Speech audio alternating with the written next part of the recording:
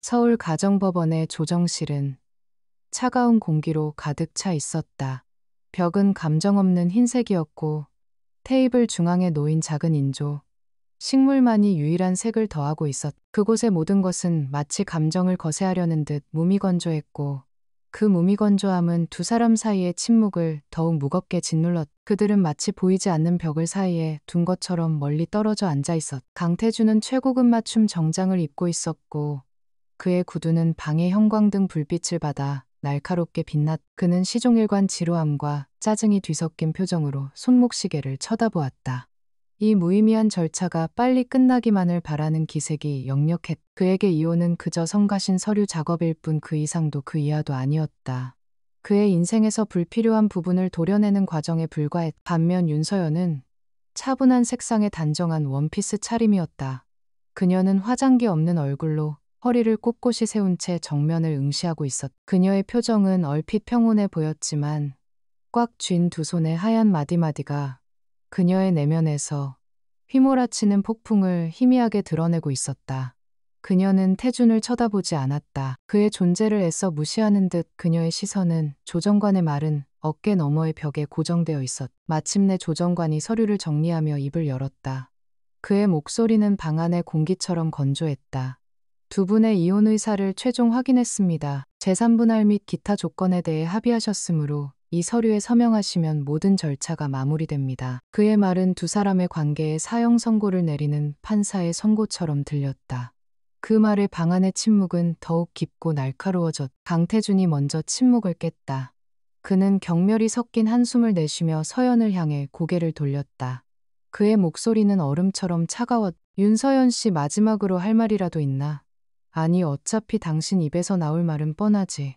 위자료가 적다거나 내 성공에 당신이 얼마나 기여했는지에 대한 지겨운 레퍼토리겠지. 하지만 분명히 해두겠는데 당신은 내 인생에 아무런 가치가 없었어. 그의 말은 비수처럼 날아와 서연의 심장에 밝혔다.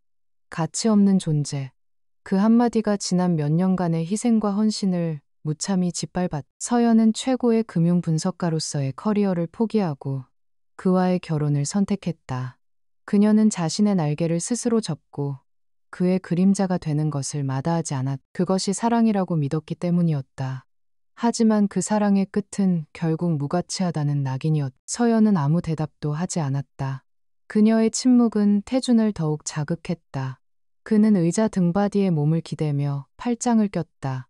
왜 말이 없지? 할 말이 없나? 당연하겠지. 당신은 언제나 그랬으니까. 내 뒤에서 조용히 그림자처럼 존재했을 뿐 사회적으로나 경제적으로나 나에게 어떤 도움도 주지 못했어. 당신 같은 여자와 계속 사는 건 내 커리어에 오점만 남길 뿐이야. 그는 마치 자선 사업가처럼 말을 이었다. 재산 분할은 내가 아량을 베푼 거야. 당신이 평생 만져보지 못할 돈이지. 그걸로 조용히 사라져줘. 내 눈앞에 다시는 나타나지 말고. 당신에게는 그게 최선의 결말일 테니. 그의 모든 단어에는 그녀를 자신의 아래에 두려는 오만함이 가득했. 그는 그녀가 이 돈에 감사하며 눈물을 흘릴 것이라 예상하는 듯했다. 조정관이 불편한 기색으로 헛기침을 했지만 태주는 아랑곳하지 않았다. 그는 서연의 반응을 기다렸다. 그녀가 무너지거나 분노하거나 혹은 매달리기를 바랐. 하지만 서연의 반응은 그의 예상을 완전히 빗나갔다. 그녀는 천천히 고개를 들어 처음으로 그의 눈을 똑바로 쳐다보았다. 그녀의 눈은 텅 빈 것처럼 보였지만 그 깊은 곳에서는 차가운 불꽃이 일렁이고 있었다. 서연의 입술이 마침내 열렸다. 그녀의 목소리는 놀라울 정도로 차분하고 단단했다. 동의합니다. 단 한마디였. 그 어떤 감정도 섞이지 않은 사실을 확인하는 듯한 건조한 음성이었다. 그녀는 그의 비난에 변명하지 않았고 그의 동정에 구걸하지도 않았. 그저 그의 모든 조건을 받아들였다. 그녀의 반응에 태주는 순간 당황한 표정을 지었. 그는 그녀가 이렇게 쉽게 나올 줄은 몰랐다. 그는 그녀가 자신의 발목을 잡고 늘어질 것이라 생각했. 하지만 그녀의 반응은 마치 오래전부터 이 순간을 준비해 온 사람처럼 담담했다. 서연은 더 이상 아무 말도 하지 않고 조정관이 내민 서류로 시선을 옮겼. 그녀는 펜을 들어 자신의 이름을 적었다. 망설임 없는 그녀의 손길은 지난 결혼 생활의 마침표를 찍는 의식처럼 단호했. 서명하는 동안 그녀의 머릿속에는 수많은 생각들이 스쳐 지나갔. 처음 그를 만났을 때의 설렘, 그의 성공을 위해 밤새워 자료를 분석해주던 밤들. 그리고 점차 변해가던 그의 차가운 눈빛. 그 모든 기억들이 파노라마처럼 펼쳐졌다. 하지만 이제 그 모든 것은 과거의 유물이 될 것이다. 그녀는 마지막 획을 그으며 과거의 자신과도 작별을 고했. 모든 절차가 끝났다. 태주는 자리에서 벌떡 일어나며 마치 감옥에서 풀려난 사람처럼 후련한 표정을 지었. 그는 서연에게 눈길 한 번 주지 않고 조정실 문을 향해 걸어갔다. 문을 열기 직전 그는 마지막으로 그녀를 돌아보며 비웃음을 던졌. 이제 나 없이 어떻게 살아갈지 막막하겠군. 뭐 알아서 잘 살아보라고. 다시는 볼 일 없기를 바라지. 그것이 그가 남편으로서 그녀에게 건넨 마지막 말이었. 서연은 자리에서 일어나지 않은 채 그의 뒷모습을 바라보았다.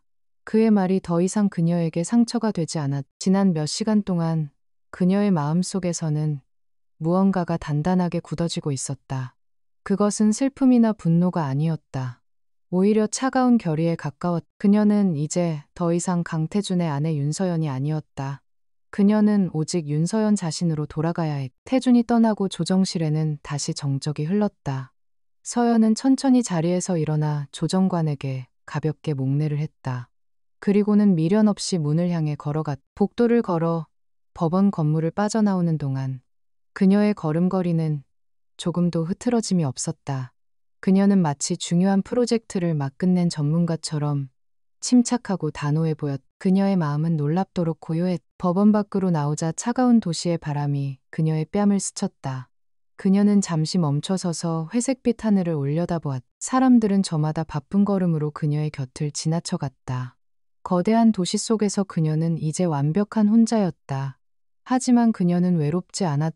오히려 이상한 해방감이 온몸을 감쌌다. 자신을 올가매던 족쇄가 풀린 듯한 기분이었다. 서연은 깊게 숨을 들이마셨다. 그녀의 눈빛이 서서히 변하기 시작했다. 슬픔과 체념으로 가득 찼던 눈동자에 예전의 총기와 날카로움이 되살아나고 있었. 가치 없는 존재라고 했나, 강태준. 그녀는 속으로 되뇌었다. 당신이 버린 그 가치가 무엇인지 곧 알게 될 거야. 아주 혹독하게. 그녀의 입가에 희미한 미소가 떠올랐다. 그것은 새로운 시작을 알리는 차갑고도 아름다운 미소였. 그녀는 더 이상 뒤를 돌아보지 않았다. 자신의 차를 향해 걸어가는 그녀의 등은 곱고 당당했. 지난 몇 년간 입지 않았던 갑옷을 다시 꺼내 입은 기사처럼 그녀는 이제 자신만의 전쟁을 시작할 준비를 하고 있었다. 강태준은 자신이 무엇을 버렸는지 전혀 알지 못했. 그는 자신의 가장 강력한 무기이자 가장 치명적인 적이 될 수 있었던 사람을 스스로 내친 것이었다. 그리고 그 대가는 상상 이상으로 클 것이었. 서연은 차에 올라타 시동을 걸었다. 엔진 소리가 그녀의 심장 박동처럼 규칙적으로 울렸다. 그녀는 휴대폰을 들어 누군가에게 짧은 메시지를 보냈다. 저예요. 모든 게 끝났어요. 이제 시작할 시간이에요. 곧바로 답장이 왔다. 기다리고 있었습니다. 언제든 준비되어 있습니다. 메시지를 확인한 그녀의 눈빛이 한층 더 강렬하게 빛났다.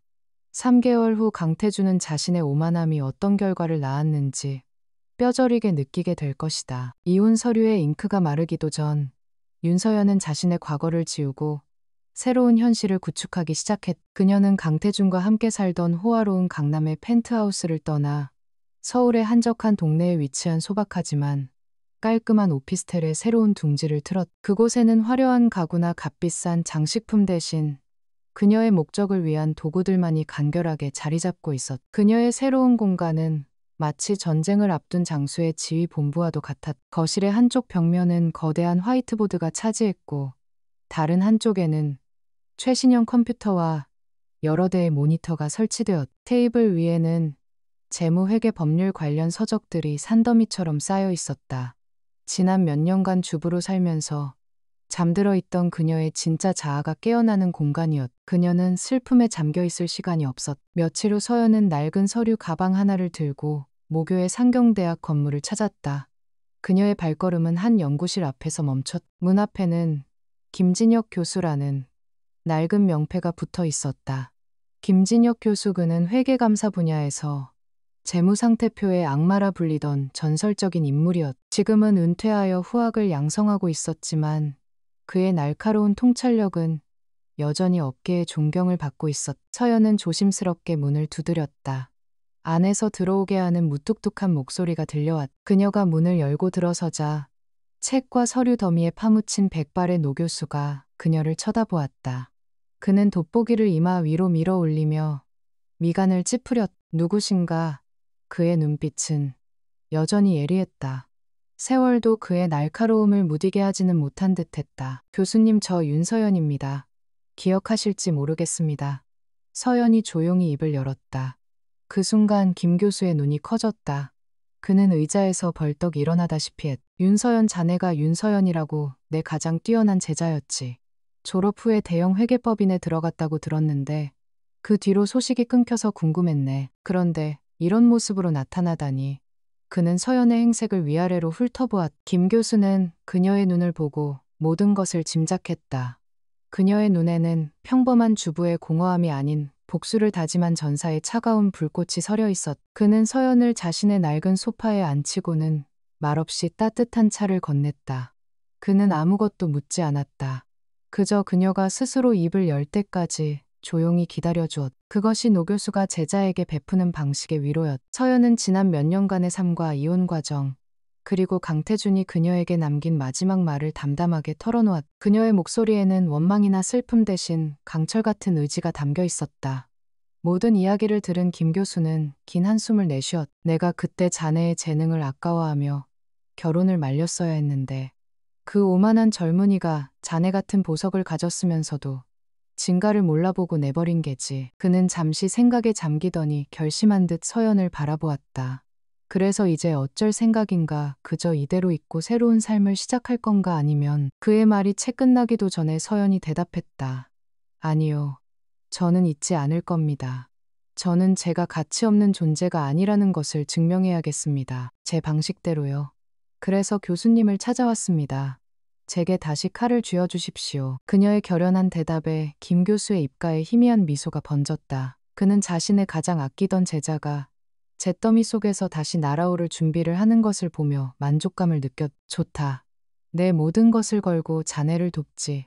자네의 그 녹슨 칼을 다시 세상에서 가장 날카로운 검으로 만들어주겠다. 하지만 과정은 혹독할 게야. 견딜 수 있겠나? 그의 질문에 서연은 망설임 없이 고개를 끄덕였. 그날부터 서연의 3개월간의 지옥 훈련이 시작되었다. 그녀는 매일 아침 일찍 김 교수의 연구실로 출근했. 김 교수는 그녀에게 지난 몇 년간 개정된 회계 기준과 법률, 그리고 최신 기업 범죄 사례들을 던져주었다.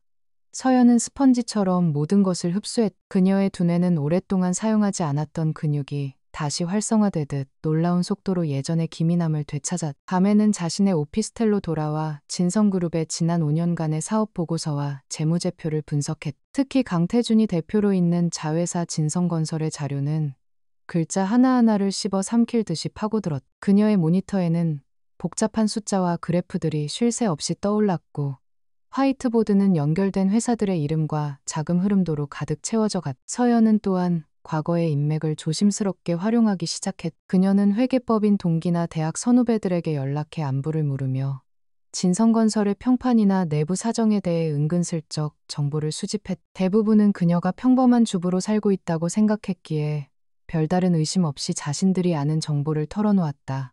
그녀는 그 정보의 조각들을 퍼즐처럼 맞춰나갔. 한 달이 지났을 때 그녀는 마침내 첫 번째 실마리를 발견했다.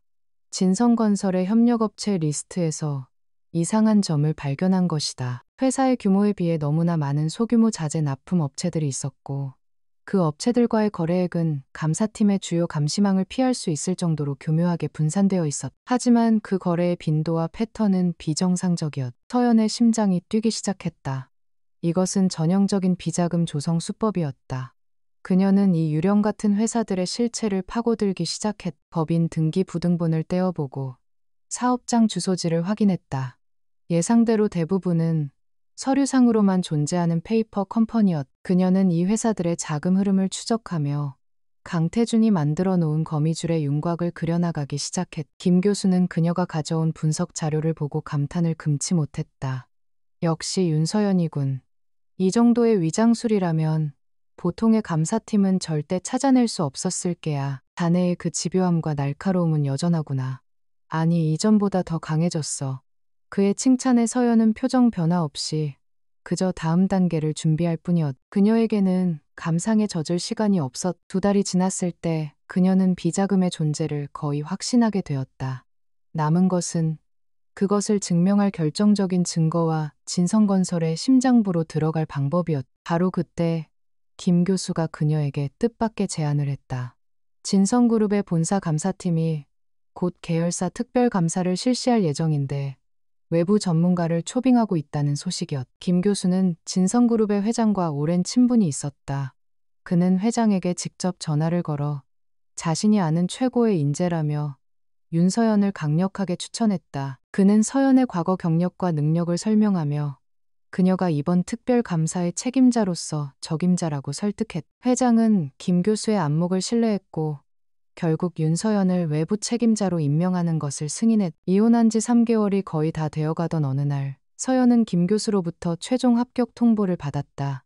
그녀는 자신의 계획이 마지막 단계를 향해 나아가고 있음을 직감했다. 그녀는 화이트보드 앞에 섰다. 그곳에는 강태준을 중심으로 복잡하게 얽힌 관계도와 의심스러운 자금 흐름이 완벽하게 정리되어 있었다. 모든 준비는 끝났. 그녀는 더 이상 과거의 유령이 아니었다. 그녀는 복수의 칼날을 품고 적의 심장부로 들어가는 감사라는 이름의 암살자였다. 그녀의 눈빛은 차갑게 빛나고 있었다. 강태준 씨, 당신이 무시했던 그 가치 없는 아내가 당신의 모든 것을 심판하러 갑니다. 3개월간의 기다림은 끝났다. 이제 심판의 시간이 시작될 것이었다. 진성건설의 대표이사 사무실은 강태준의 성공을 그대로 보여주는 공간이었다. 통유리창 너머로 서울의 스카이라인이 한눈에 들어왔고 최고급 원목으로 제작된 거대한 책상 위에는 그의 권위를 상징하는 명패가 번쩍였다. 그는 막 대형 해외 건설 프로젝트 수주를 성공시킨 참이었다. 축배를 드는 임원들 앞에서 그는 세상을 다 가진 듯한 오만한 미소를 짓고 있었다. 그는 자신의 성공 가도에 그 어떤 장애물도 없다고 굳게 믿고 있었다. 3개월 전 그는 자신의 인생에서 가장 큰 오점이라고 생각했던 윤서연을 말끔히 지워버렸다. 이제 그의 곁에는 유력 정치인의 딸인 새로운 약혼녀가 있었다. 그녀는 그의 사회적 지위를 한 단계 더 격상시켜줄 중요한 발판이었다. 모든 것이 그의 계획대로 완벽하게 흘러가고 있었다. 그가 임원회의를 주재하며 자신의 비전을 역설하던 바로 그 순간 비서가 다급한 표정으로 회의실 문을 열고 들어왔다. 태주는 자신의 말이 끊긴 것에 대해 불쾌한 기색을 감추지 않으며 비서를 쳐다보았다. 무슨 일이야? 중요한 회의 중인 거 안 보이나? 그의 날카로운 질책에 비서는 황급히 고개를 숙였다. 죄송합니다, 대표님. 하지만 너무나 긴급한 사안이라서 본사에서 특별 감사팀이 예고도 없이 들이닥쳤습니다. 지금 로비에서 대기 중입니다. 그 말에 회의실 안의 공기가 순간적으로 얼어붙었다. 임원들의 얼굴에 당혹감이 스쳐 지나갔다. 특별감사, 그것도 예고 없는 감사는 결코 좋은 신호가 아니었다. 진성그룹 내에서 그것은 곧 숙청을 의미했다. 태주는 순간 미간을 찌푸렸지만 이내 평정을 되찾았다. 그는 애써 태연한 척하며 임원들을 안심시켰다. 다들 동요하지 마시오. 연례적인 절차일 뿐일 테니 우리 회사가 그룹 내에서 최고의 실적을 내고 있는데 무슨 문제가 있겠소. 최 이사 자네가 잠시 나가서 감사팀을 회의실로 안내하게.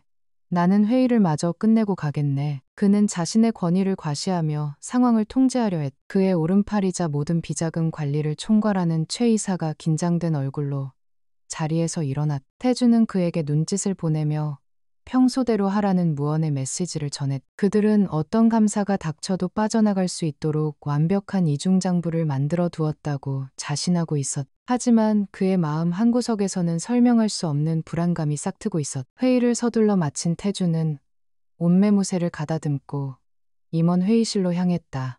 그의 얼굴에는 자신감 넘치는 미소가 걸려 있었지만 그의 걸음걸이는 평소보다 조금 빨랐다. 회의실 문 앞에 도착한 그는 심호흡을 한번 하고 문을 열었다.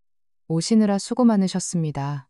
진성건설 대표 강태준입니다. 그는 방 안의 사람들을 향해 부드러운 목소리로 인사를 건넸다. 회의실 안에는 대여섯 명의 사람들이 서 있었다.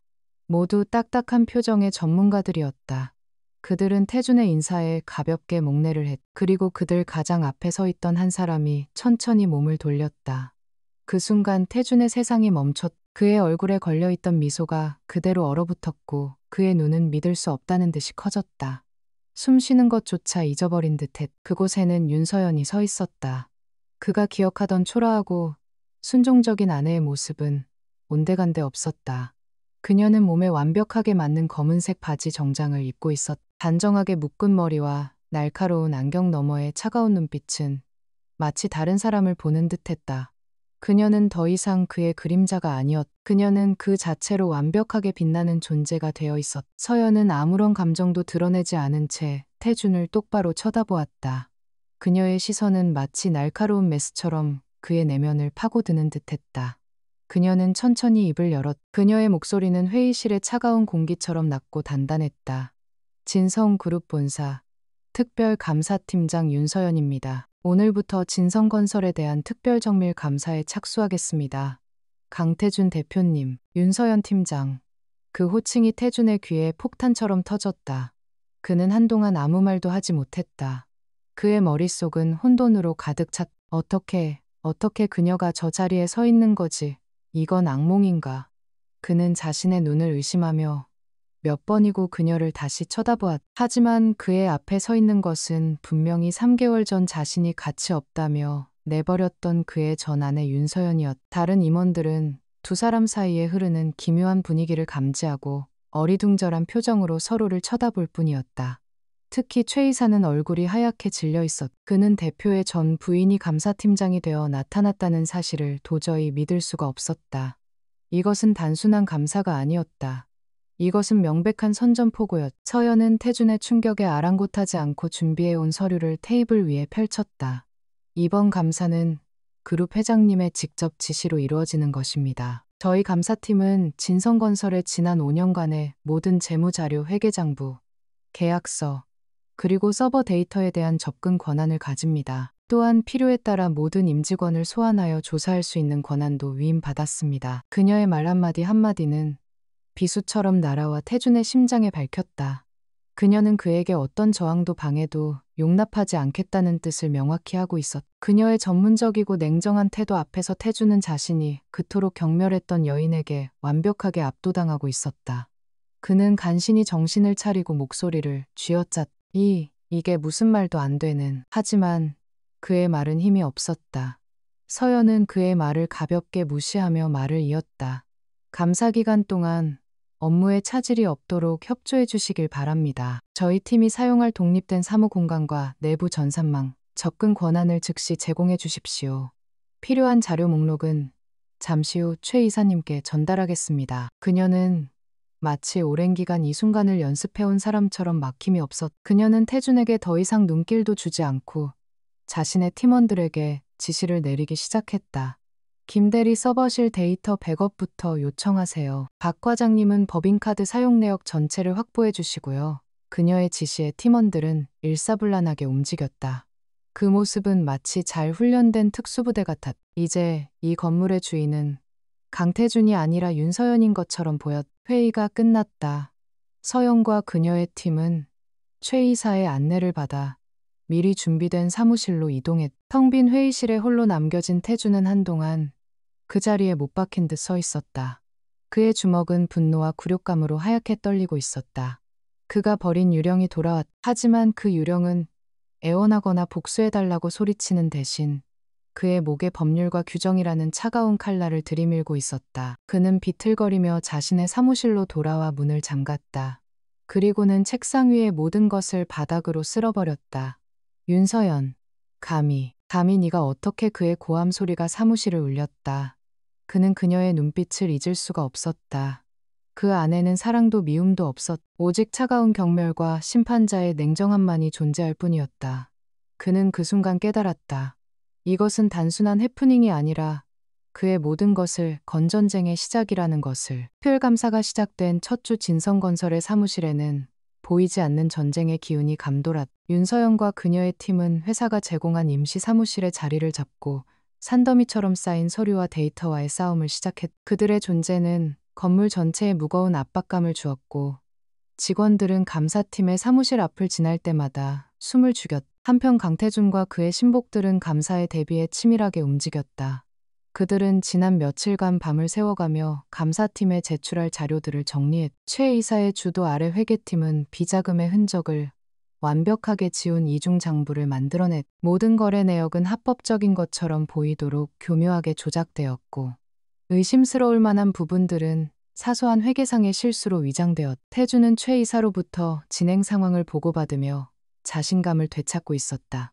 걱정 마십시오, 대표님. 저희가 준비한 자료는 신이라도 와서 들여다봐도 허점을 찾을 수 없을 겁니다. 윤서연 팀장이 아무리 날고 기는 실력자였다고 해도 몇 년간 경력이 단절된 주부였을 뿐입니다. 그녀가 이 완벽한 방어벽을 뚫을 수는 없습니다. 최 이사는 확신에 찬 목소리로 말했다. 태주는 그의 말에 고개를 끄덕였다. 그래, 그게 맞았다. 윤서연은 과거의 인물일 뿐이다. 그녀가 아무리 발버둥쳐도 자신이 수년간 공들여 쌓아올린 성벽을 무너뜨릴 수는 없을 것이다. 그는 이번 감사를 오히려 기회로 삼기로 했다. 아무런 문제 없이 감사를 끝내고 나면 그룹 내에서 그의 입지는 더욱 탄탄해질 터였다. 그는 서연에게 은밀히 사람을 보내 그녀의 일거수일투족을 감시하게 했다. 감사팀의 사무실에서는 팽팽한 긴장감 속에서 작업이 계속되었다. 팀원들은 진성건설이 제출한 방대한 양의 자료를 검토했지만 예상과는 달리 이렇다 할 문제점을 발견하지 못했다. 모든 숫자는 아귀가 딱딱 들어맞았고 모든 거래는 합법적인 절차를 따른 것처럼 보였다. 며칠이 지나자 팀원들 사이에서는 볼멘 소리가 나오기 시작했다. 팀장님, 뭔가 이상합니다. 자료가 너무 깨끗합니다. 마치 처음부터 감사를 위해 만들어진 모범 답안 같습니다. 박 과장이 미간을 찌푸리며 말했다. 그의 말에 다른 팀원들도 동조했다. 그들은 진성건설이 무언가를 숨기고 있다는 심증은 있었지만 그것을 증명할 물증을 전혀 찾지 못하고 있었다. 그들의 사기는 점차 떨어지고 있었다. 하지만 윤서연만은 동요하지 않았다. 그녀 역시 자료가 비정상적으로 완벽하다는 것을 느끼고 있었다. 그러나 그녀는 그것이 강태준의 함정이라는 것을 직감했다. 그는 의도적으로 완벽한 가짜 데이터를 던져주고 감사팀이 지쳐서 포기하기를 기다리고 있는 것이다. 그녀는 팀원들에게 말했다. 너무 완벽한 것은 오히려 의심스러운 법입니다. 적은 우리가 예상하는 곳에 숨어 있지 않아요. 정면이 아닌 가장 예상치 못한 곳을 공격해야 합니다. 그녀는 주류장부에서 눈을 떼고 회사의 가장 사소하고 눈에 띄지 않는 부분들을 파고들기 시작했다. 그녀는 수많은 협력업체 리스트를 훑어보았다. 그러던 중 그녀의 눈길이 한 작은 회사의 이름 앞에서 멈췄다. 미래개발. 진성건설의 수많은 프로젝트에 소량의 특수 자재를 납품하는 소규모 업체였다. 거래액도 크지 않았고 전체 사업에서 차지하는 비중도 미미해서 누구의 관심도 끌지 못할 만한 곳이었다. 하지만 서연의 직감이 그녀에게 경고를 보내고 있었다. 무언가 이상했다. 그녀는 미래개발과의 모든 거래 내역을 시간 순서대로 재정렬했다. 그러자 아주 미세한 이상 패턴이 드러났다.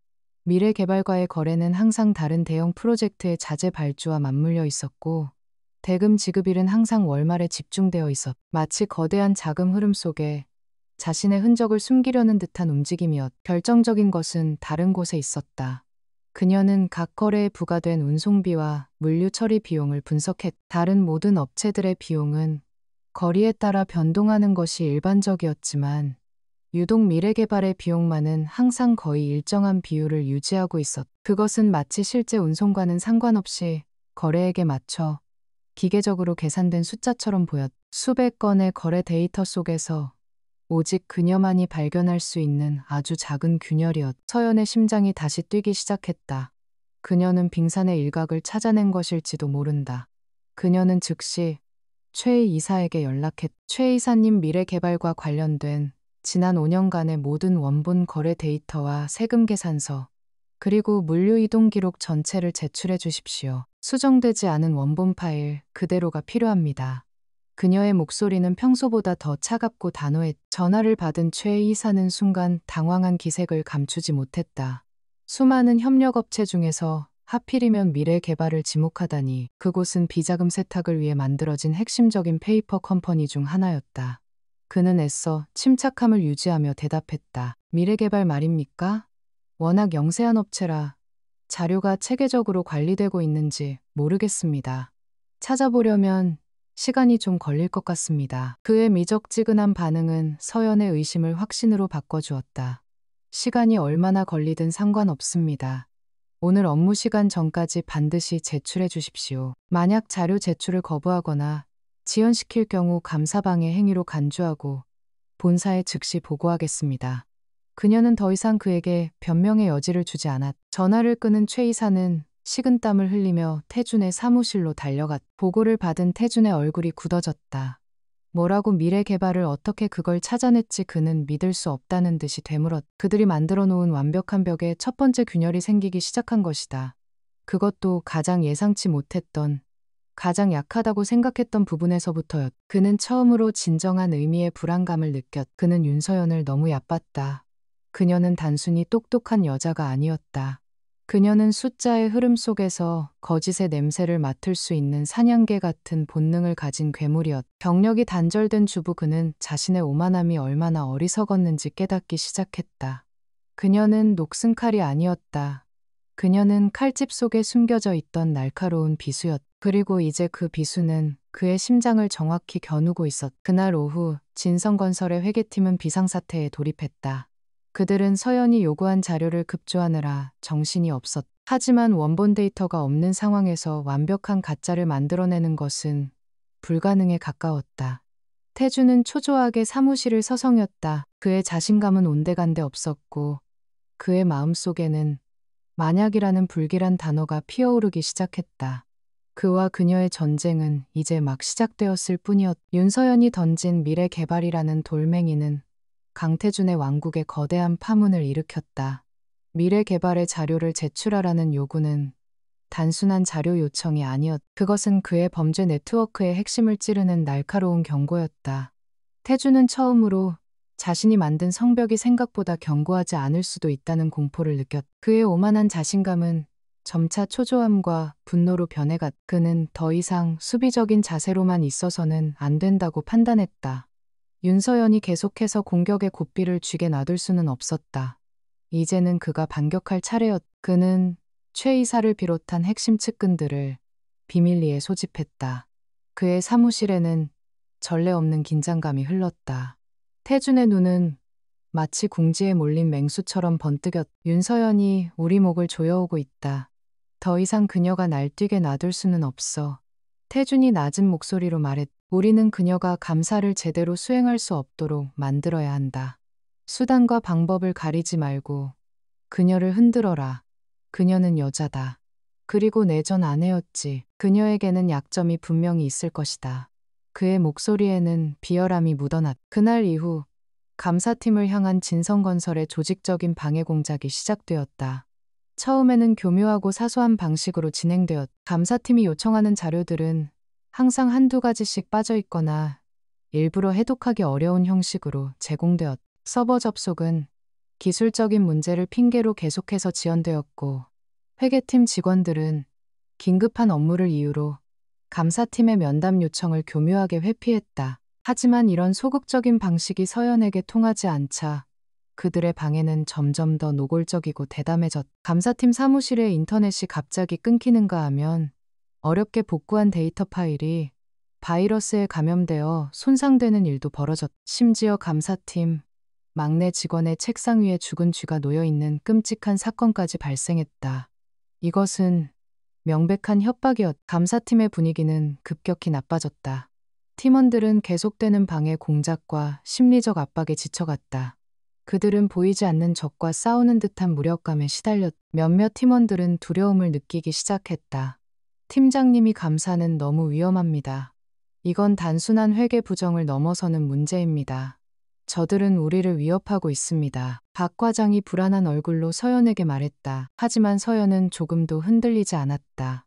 오히려 적의 저항이 거세질수록 그녀의 확신은 더욱 굳어졌. 그들이 이렇게까지 필사적으로 방해하는 것은 그만큼 감춰야 할 비밀이 거대하다는 증거였다. 그녀는 팀원들을 다독이며 말했. 두려운가요? 저들이 우리를 두려워하고 있다는 증거입니다.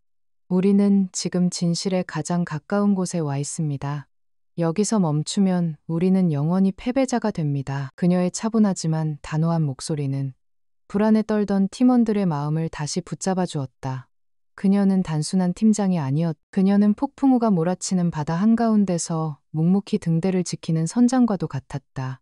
그녀의 존재 자체가 팀원들에게는 버팀목이 되어주고 있었. 그들은 다시 한번 마음을 다잡고 서연의 지시에 따르기로 했. 강태준은 서연의 팀이 와해되지 않자 더욱 악랄한 방법을 사용하기 시작했다. 그는 그녀의 사생활을 공격하기로 마음먹었. 그는 흥신소를 고용해 서연의 뒤를 밟게 했고 그녀가 이혼 후 김진혁 교수를 만났다는 사실을 알아냈. 그는 이것을 부적절한 관계로 포장하여 악의적인 소문을 퍼뜨리기 시작했다. 회사 내부 게시판에는 익명으로 특별 감사팀장의 사생활 문제라는 제목의 글이 올라왔. 글의 내용은 서연이 자신의 옛 스승인 유부남 교수와 부적절한 관계를 맺고 있으며 이번 감사는 그 교수의 힘을 등에 업고 버리는 사적인 보복행위라는 터무니없는 주장이었다. 소문은 꼬리에 꼬리를 물고 순식간에 회사 전체로 퍼져나갔. 감사팀원들은 복도를 지날 때마다 직원들의 수군거림과 의심의 눈초리를 받아야 했다. 서연은 자신의 이름이 더럽혀지는 것을 묵묵히 견뎌냈. 그녀는 그런 비열한 공격에 일일이 대응할 가치조차 느끼지 못했다. 그녀의 목표는 오직 하나 강태준의 범죄를 입증하는 것뿐이었. 다른 모든 것은 그저 소음에 불과했. 하지만 태준의 공격은 거기서 멈추지 않았다. 그는 서연에게 직접적인 압박을 가하기로 했다. 어느 날 저녁 퇴근하는 서연의 앞을 태준의 차가 막아섰. 그는 차에서 내려 그녀에게 다가왔다. 그의 얼굴에는 경멸과 분노가 뒤섞인 비웃음이 걸려 있었. 윤서연 아직도 정신을 못 차렸나? 이게 무슨 어리석은 짓이지. 당신 같은 여자가 감히 나를 심판하겠다고. 서연은 아무 말 없이 그를 쳐다보았다. 그녀의 눈빛은 흔들림 없는 호수와도 같았다. 그녀의 평온한 태도는 태준을 더욱 화나게 만들었. 내가 경고하는데 여기서 멈춰. 더 이상 내 심기를 건드리지 마. 당신이 지금껏 파헤친 것들은 그냥 덮고 조용히 사라져. 그러면 나도 당신에게 마지막 자비를 베풀어 주지. 당신과 당신이 아끼는 늙은 교수 모두 무사할 수 있게 해주겠단 말이야. 그의 말은 명백한 협박이었다. 그는 그녀 자신뿐만 아니라 그녀가 존경하는 스승까지 위협하고 있었. 그 순간 서연의 차가운 눈빛 속에서 처음으로 분노의 불꽃이 타올랐다. 그녀는 천천히 입을 열었다. 그녀의 목소리는 얼음장처럼 차가웠. 강태준 씨, 당신은 아직도 상황 파악이 안 되는군요. 당신이 지금 하고 있는 행동들이 당신의 죄를 얼마나 더 무겁게 만드는지 정말 모르는 겁니까? 그녀는 그에게 한 걸음 더 다가섰다. 그녀의 작은 체구에서 뿜어져 나오는 기세의 태주는 자기도 모르게 뒷걸음질 쳤. 자비, 당신 같은 범죄자에게 자비를 구걸할 생각은 추호도 없습니다. 그리고 똑똑히 들으세요. 당신이 나에게 가한 모든 방해와 협박, 그리고 명예훼손 행위들은 모두 증거로 기록되고 있습니다. 당신은 지금 스스로 무덤을 파고 있는 겁니다. 그러니 방해할 시간에 당신의 죄를 변호할 유능한 변호사나 알아보는 게 좋을 겁니다. 서연은 말을 마친 뒤 그를 그대로 지나쳐 자신의 차로 향했다. 그녀의 뒷모습은 너무나도 당당하고 확고해서 태주는 차마 그녀를 붙잡을 수 없었. 그는 그 자리에 서서 멀어져가는 그녀의 차를 망연자실하게 바라볼 뿐이었다. 그는 자신이 괴물을 만들어냈다는 것을 깨달았. 그가 버리고 짓밟았던 그 연약한 여인은 이제 그 어떤 위협에도 굴하지 않는 강철의 여인이 되어 돌아왔다. 그리고 그 괴물은 이제 그의 숨통을 끊기 위해 다가오고 있었. 강태준과의 정면 충돌 이후 감사팀의 조사는 다시 벽에 부딪혔다. 태준은 더욱 철저하게 내부를 단속했고 모든 정보의 흐름을 통제했. 감사팀은 미래 개발이라는 실마리를 잡았음에도 불구하고 그 실체를 증명할 결정적인 원본 데이터에 접근할 방법을 찾지 못하고 있었. 시간은 흘러가고 감사의 공식적인 마감일은 다가오고 있었다.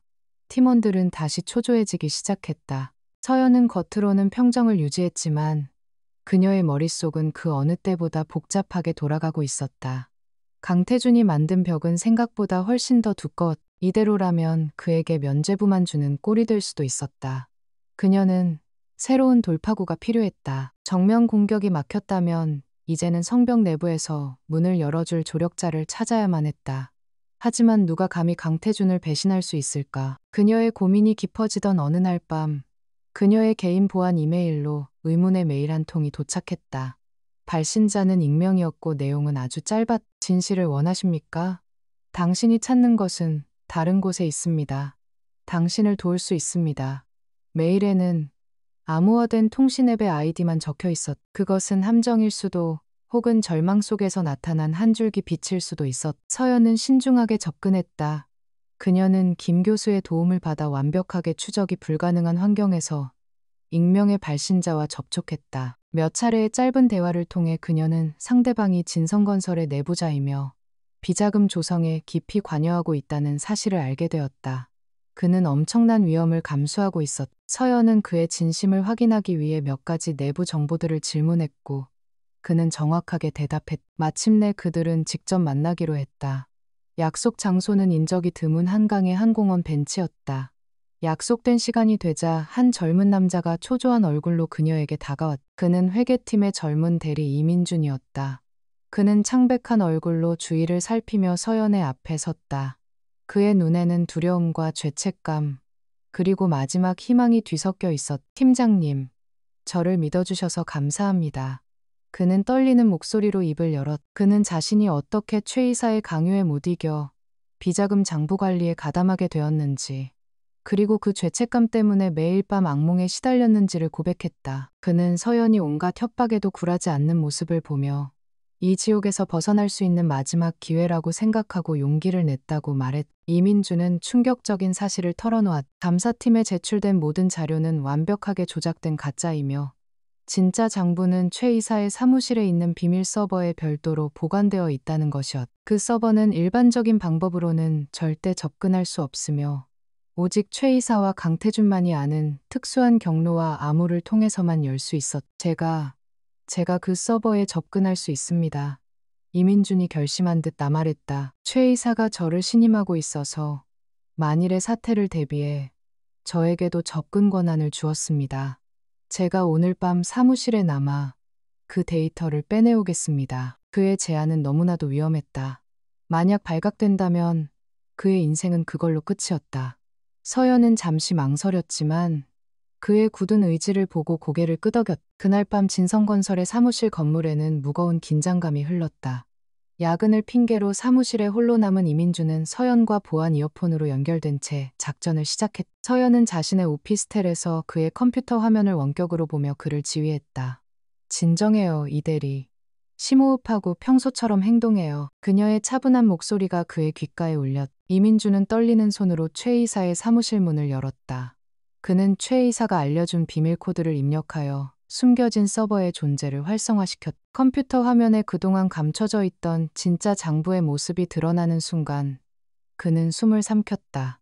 그곳에는 지난 몇 년간 그들이 저지른 모든 범죄의 기록이 고스란히 담겨 있었. 데이터의 양은 엄청났다. 모든 것을 다운로드하려면 상당한 시간이 필요했다. 시간이 흐를수록 그의 심장은 거세게 요동쳤다. 바로 그때였다. 복도에서 순찰을 돌던 경비원의 발소리가 들려왔다.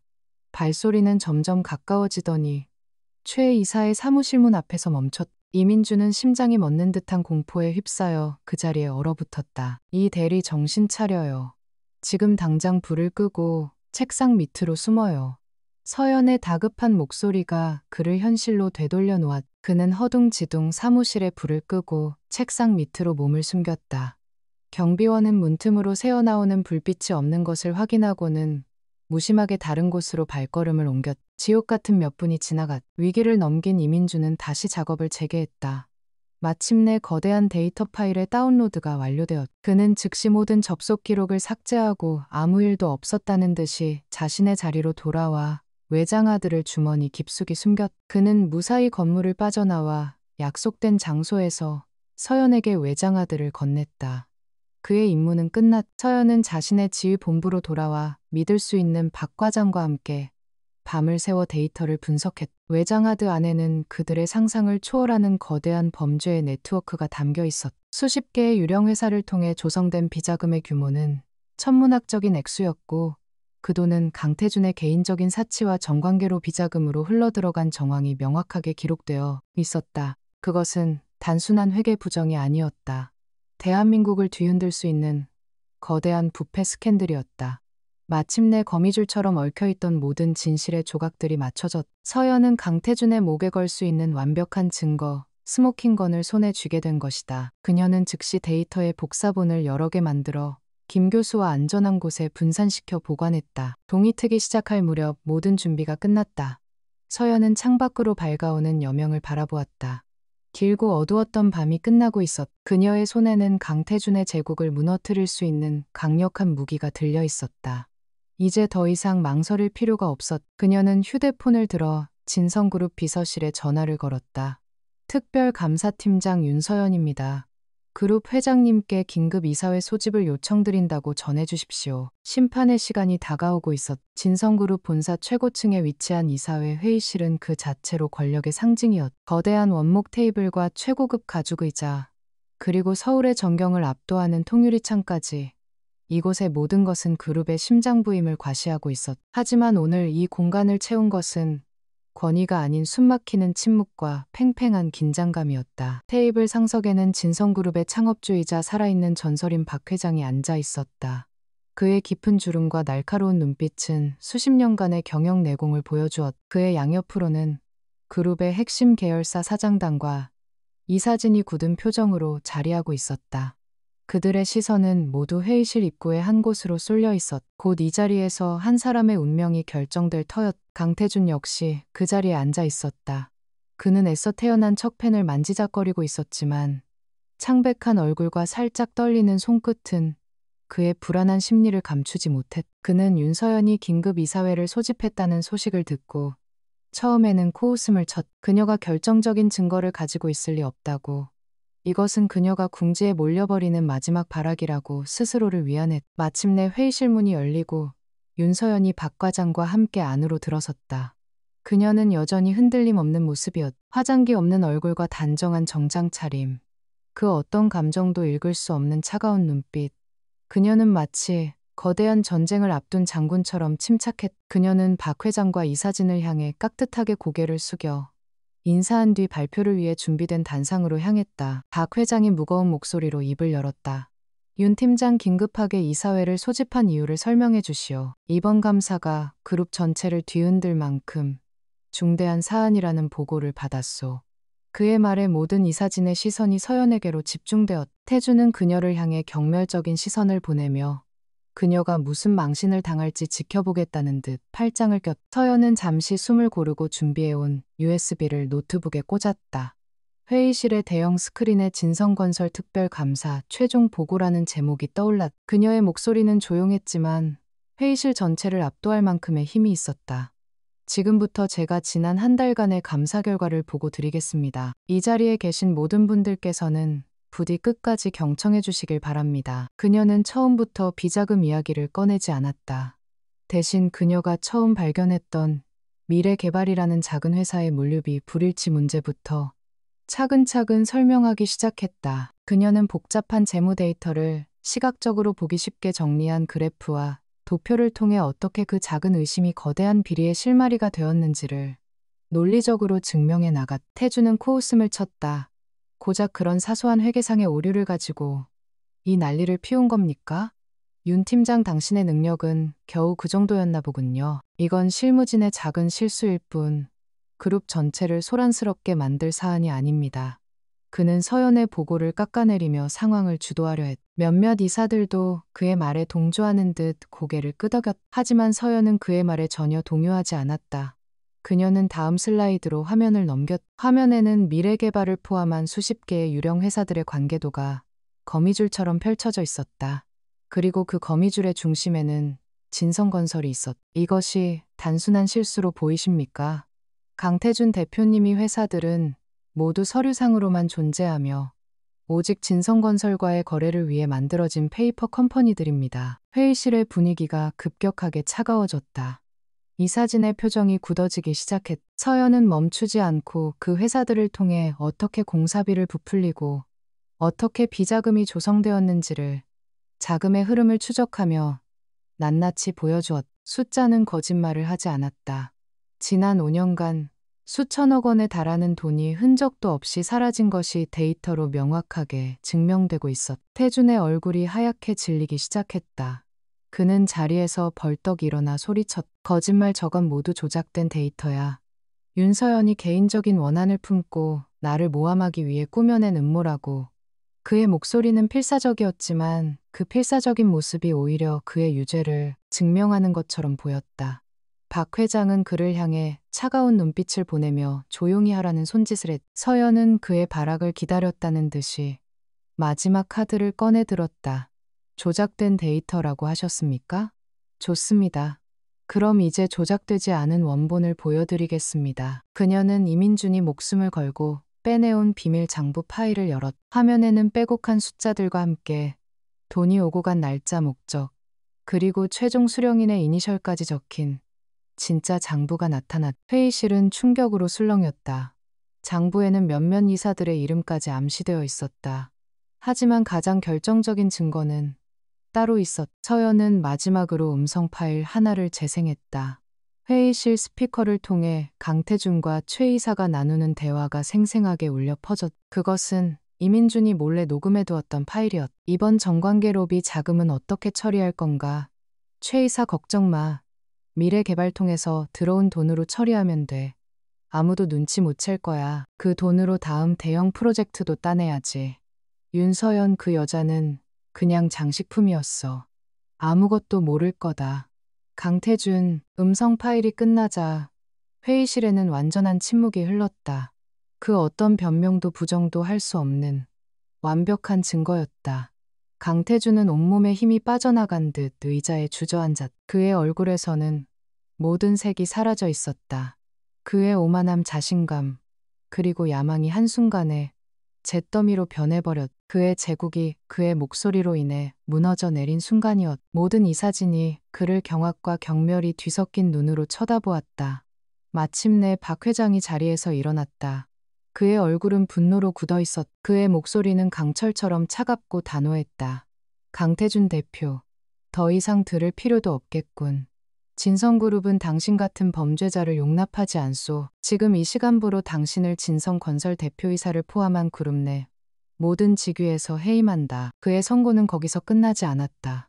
또한 그룹은 당신과 모든 관련자들을 횡령, 배임, 뇌물공여 등의 혐의로 검찰에 고발할 것이요. 우리 그룹의 명예를 더럽힌 대가를 반드시 치르게 될 것이야. 보안팀 당장 이자를 끌어내 박 회장의 불호령이 떨어지자 문 밖에서 대기하고 있던 보안팀 직원들이 회의실로 들어와 태준의 양팔을 붙잡았. 태준은 아무런 저항도 하지 못했다.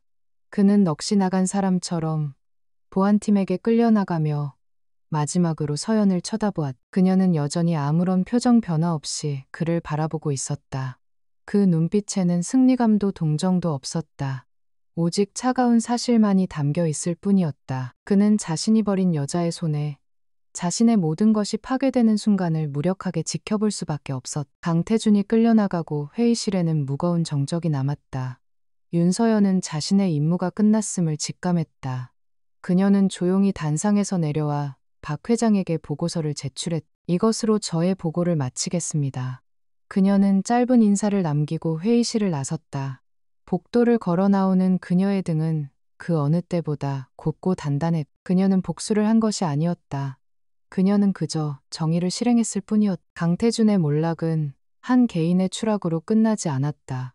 그것은 진성그룹 전체를 뒤흔드는 거대한 태풍이 되었. 언론은 연일 진성건설 부패 스캔들이라는 제목으로 대서특필했고, 강태준과 그의 공범들이 저지른 비리의 규모는 대중의 공분을 사기에 충분했. 검찰은 즉시 대대적인 수사에 착수했고, 관련자들은 줄줄이 소환되어 조사를 받았. 강태준의 제국은 모래성처럼 허무하게 무너져 내렸. 그의 곁을 지키던 측근들은 저마다 살 길을 찾아 그를 배신했고, 그가 그토록 의지했던 정관계의 인맥들도 차갑게 등을 돌렸. 그가 새로운 인생의 발판으로 삼으려 했던 유력 정치인의 딸, 그의 약혼녀는 가장 먼저 그에게 파혼을 통보했다. 그는 한순간에 모든 것을 잃고 철저하게 혼자가 되었. 진성그룹의 박 회장은 그룹의 명운을 걸고 강도 높은 자정 작업에 들어갔다. 그는 대국민 사과를 발표하고 강태준의 비리에 연루된 모든 임직원들을 가차없이 해고했. 또한 그룹의 투명성을 강화하기 위해 외부 감시위원회를 설치하는 등 파격적인 개혁안을 내놓았. 이 모든 과정의 중심에는 조용하지만 강한 영향력을 행사하는 윤서연이 있었. 내부 고발자였던 이민준 대리는 박 회장의 특별 지시로 신분이 철저하게 보호되었다. 그는 회사의 전폭적인 지원을 받으며 해외 유학길에 올랐. 그는 떠나기 전 서연에게 깊은 감사의 메시지를 남겼다.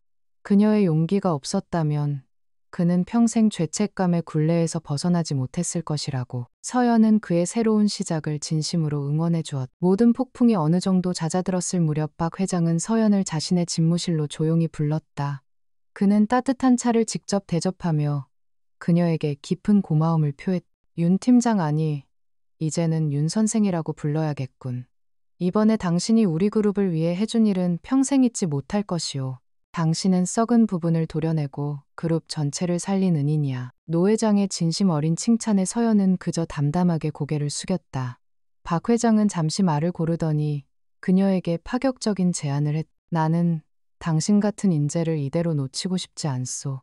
우리 그룹의 감사실 총괄 책임자 자리를 맡아주시오. 그룹 회장 직속으로 그 누구의 간섭도 받지 않고 그룹 전체의 투명성을 책임지는 막중한 자리요.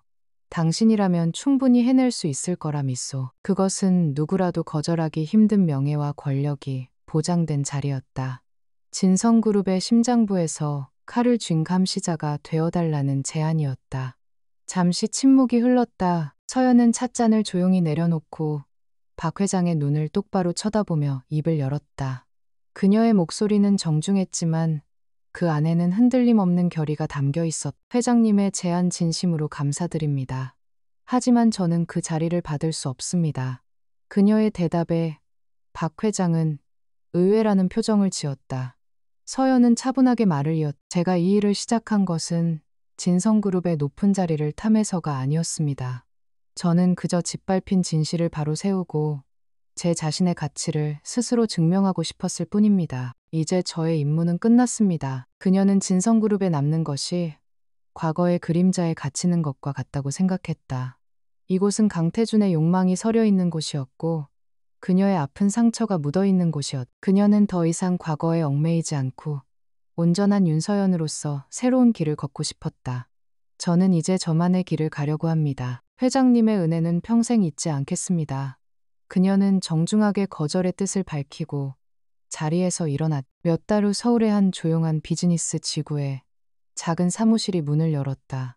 문 앞에는 SY 회계 컨설팅이라는 깔끔한 명패가 걸려 있었. 사무실 안 윤서연은 새로운 고객의 재무 자료를 검토하며 팀원들과 회의를 하고 있었. 그녀의 곁에는 의리를 지켜 함께한 박 과장과 자문을 위해 기꺼이 시간을 내어주는 김진혁 교수가 있었. 그녀는 자신의 이름을 내건 작은 회사를 차렸다. 거대 기업의 부정을 파헤치는 대신 부당한 대기업의 횡포에 시달리는 중소기업들을 돕는 일을 시작했. 그녀의 명성은 아름아름 퍼져나갔고 그녀의 사무실에는 진실의 힘을 믿는 사람들의 발길이 끊이지 않았. 그녀는 돈이나 명예보다 더 큰 보람을 느끼며 하루하루를 채워나갔. 어느 맑은 가을날 저녁 서연은 일을 마치고 한강공원을 찾았다. 이민준 대리를 처음 만났던 바로 그 벤치에 앉아 붉게 물들어가는 노을을 바라보았. 강물은 모든 것을 품은 채 조용히 흘러가고 있었고 시원한 바람이 그녀의 머리카락을 부드럽게 스쳤다.